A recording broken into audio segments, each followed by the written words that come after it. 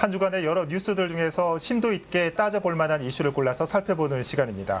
김원식 시사평론가 함께했습니다. 안녕하십니까? 안녕하세요. 네, 안녕하십니까? 네.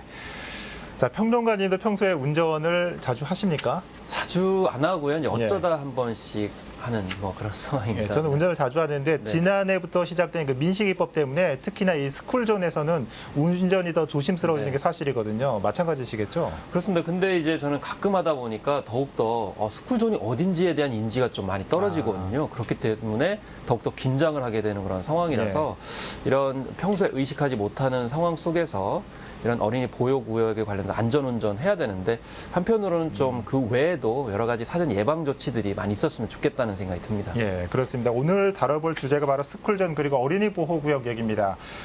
현행 규정에 따르면 이 어린이 보호구역 내에 노상 주차장을 설치할 수 없고 또 기존에 있던 노상 주차장도 폐지해야 합니다. 그런데 서대문구의 한 초등학교 인근 주민들은 주차 불편을 이유로 노상 주차장 폐지를 반대하며 갈등을 빚고 있습니다. 영상을 보고 나서 함께 이야기 나눠보겠습니다. 지금 주민분들은 이 선을 없애지 못하겠다. 그렇지. 네, 세대인데 둘을 없앴더라고. 주민들이 학생들 때문에 피해가 많아. 어린이 보호구역은 다 삭선을 해야 된다, 주차 삭선을. 다른 곳은 다 삭선이 된 상태인데 여기 분들이 워낙 완강하다 보니까 구청에서 삭선을 못 하신 거예요. 이분들이 요청한 게 주차 공간들, 내가 주차할 공간을 만들어달라는 걸로 제가 알고 있어요. 저희 최근에 만들어 드렸기 때문에 이제는 저희도 이제 삭선을 하려는 거죠. 하지만 주민들은 주차장 유지와 더불어 아예 어린이 보호구역 해제까지 요구하며 강경하게 맞서고 있습니다. 초등학교 저학년 학생들의 학교 시간이지만 아이들은 모두 다른 길을 이용해 집으로 향합니다. 여기서 이렇게 가는 거는 많지 않아요. 절로 다 다니지. 해제시켜놔야 돼. 이건 그냥 놔둬야 돼. 여기 왜 해느냐 말이에요. 여기는. 다닐 거예요. 여기 안 다닐 길은 아니고 절로 다니면서 굉장히 위험한 일이 많기 때문에 사실은 지금 이제 조만간 저희도 이거 다시 할 거예요. 어린이 보호하려면 전체 다 해줘야 되는 게 맞아요. 법대로라면.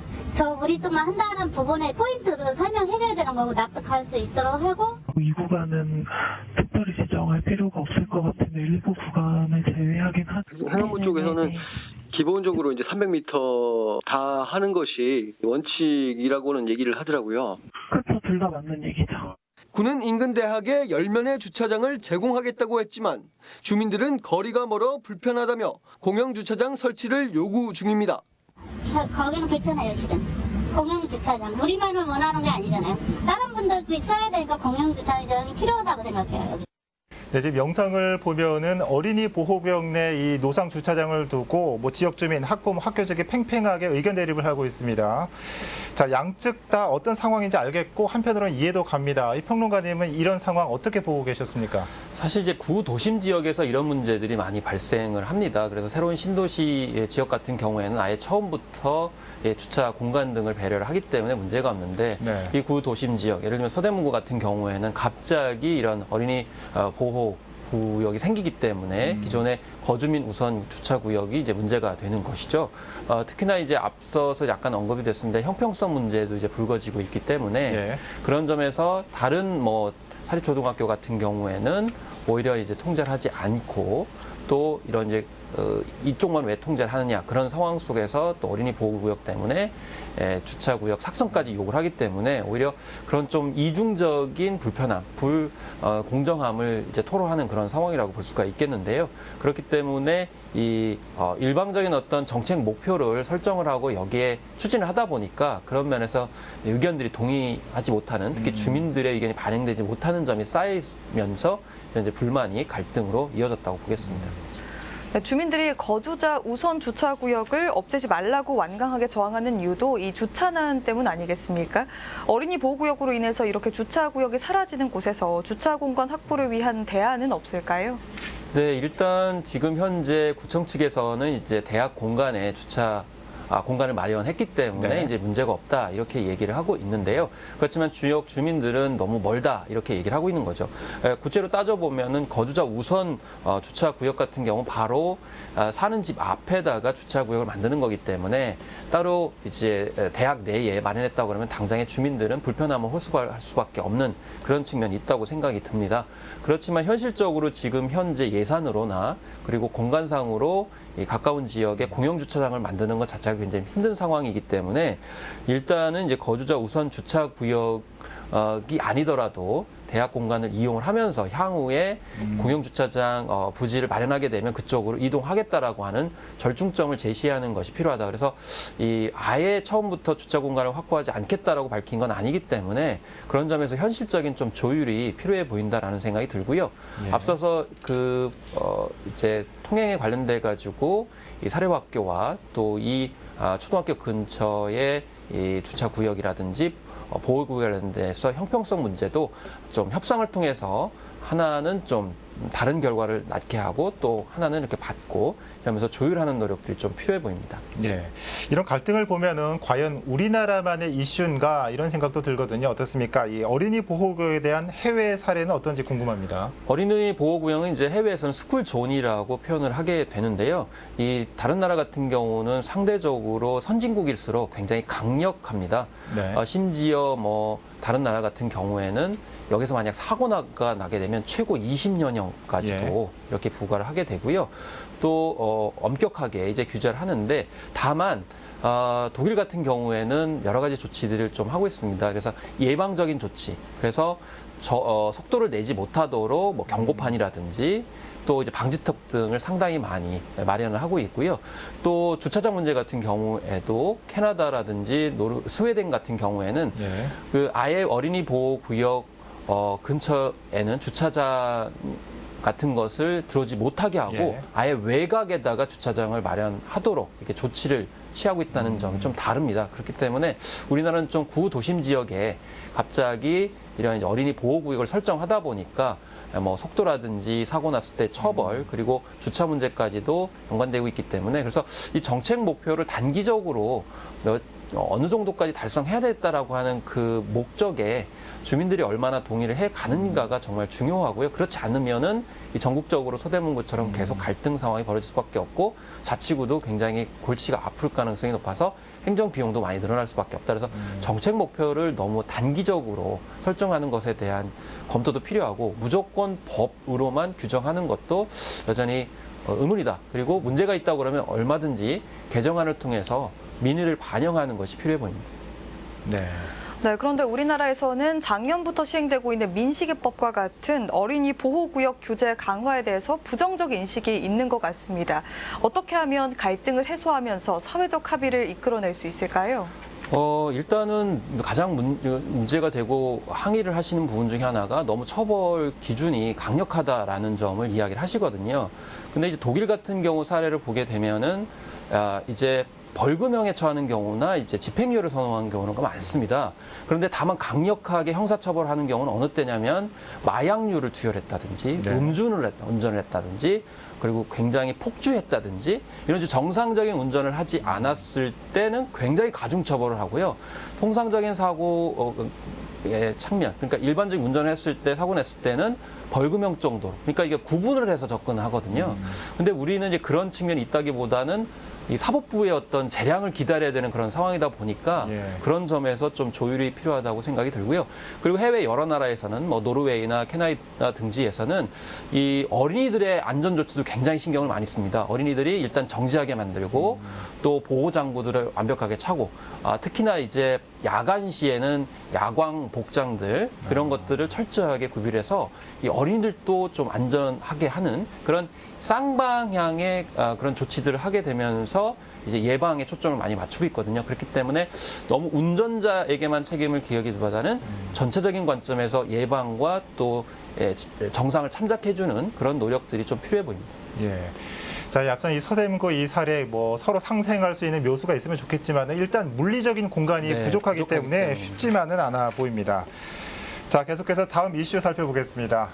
구로구의회에서는 지난해 의원들로 구성된 연구회가 만들어졌습니다. 지역의 생활복지 발전 방안을 연구하기 위한 목적입니다. 연구회의 결과 보고서와 연구 성과에 대한 논란이 일고 있는데요. 영상을 보고 나서 이야기 나눠보겠습니다. 연구회의 3개월간 활동을 담은 결과 보고서지만 실상은 표절을 기반으로 한 정리 보고서인 셈입니다.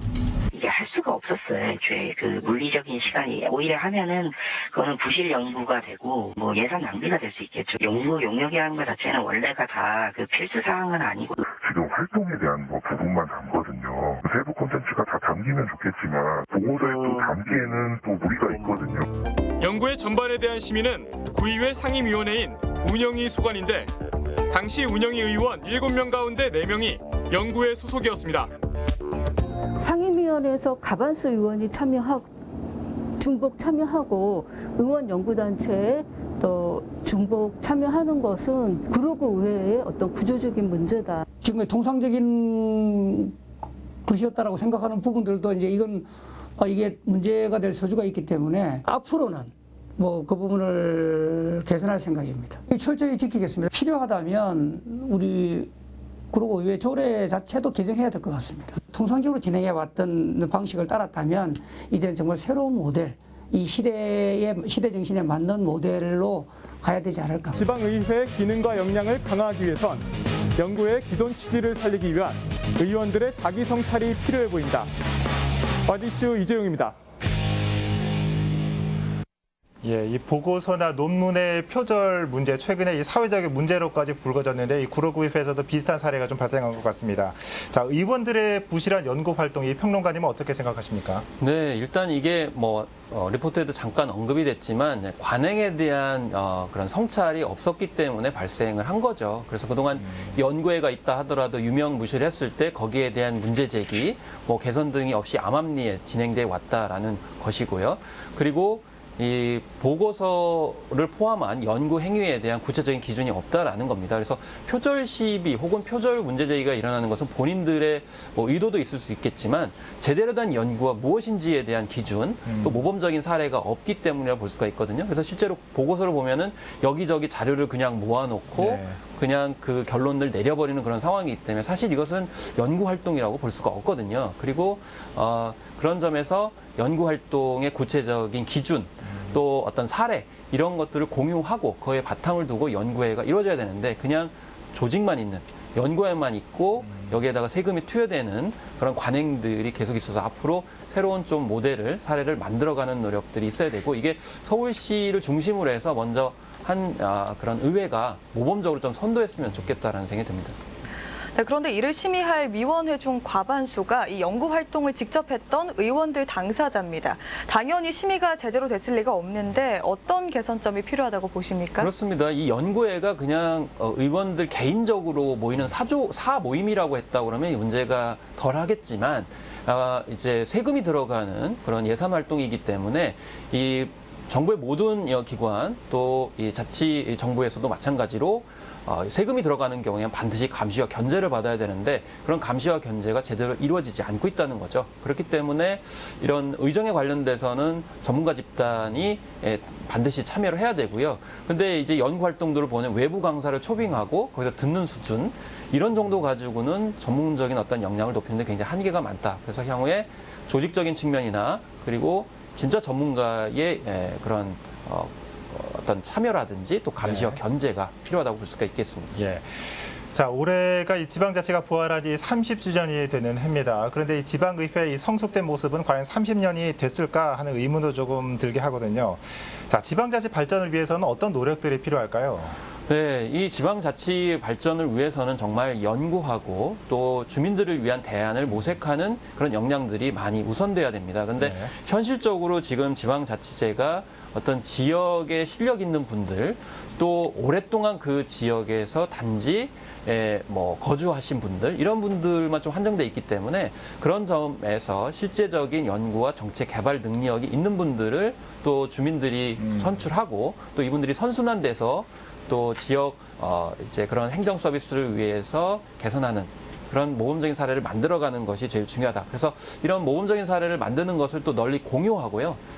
그것을 또 재선순환시키는 노력들이 무엇보다도 필요해 보입니다. 네, 이 지역 주민들도 같이 성숙해야 되겠고 말씀하신 것처럼 이 지방자치와 권한을 요구하기 전에 말씀하신 점들 반드시 개선점도 네. 필요해 보입니다. 자, 모쪼록 이 시민들의 눈높이를 충족시키는 지방의회의 모습 앞으로 계속 기대해 보도록 하겠습니다. 네, 지금까지 김원식 평론가와 함께했습니다. 평론가님 오늘 말씀 잘 들었습니다. 네, 감사합니다. 고맙습니다.